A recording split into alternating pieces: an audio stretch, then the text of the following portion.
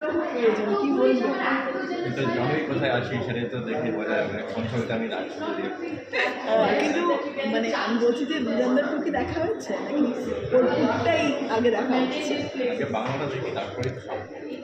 পৃথিবী তুমি বোধহয় না শিখিয়ে ছেড়ে ঠিক এক্স্যাক্টলি আমি বললাম না ওকে জিজ্ঞেস করতে হবে, আমি জানি না, বাট আমি হ্যাপি যে ও আজকে এসছে আমার ফিল্ম দেখতে, কারণ ওর বন্ধু আছে এর মধ্যে লহমারা সবাই ফ্রেন্ড, তো অবভিয়াসলি এটা একটা দারুণ ব্যাপার। আর থ্রিলার তো ভালো লাগছে।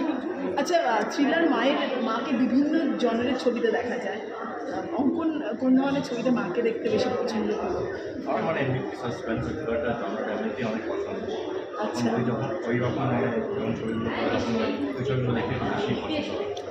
পৃথিবী তুমি কখনো বলেছো অঙ্কনকে অভিনয়ের কথা? মানে যেহেতু আমরা এখন প্রায় তোমার সঙ্গে দেখতে পাই, আগে তো লুকিয়েই থাকতো, এখন তাও ক্যামেরার সামনে কিছু আসছে। করি না, যদি ইচ্ছে হয় করবে, আমার কোনো এ নেই, বাট আগে আরেকটু পড়াশোনা করে নিই। অঙ্কন কি বলবো? আমি সব বলে দিয়েছি আর কি বলার একটু তুমি কিছু বলবো, তোমার কোন দিকে ইন্টারেস্ট আর কি?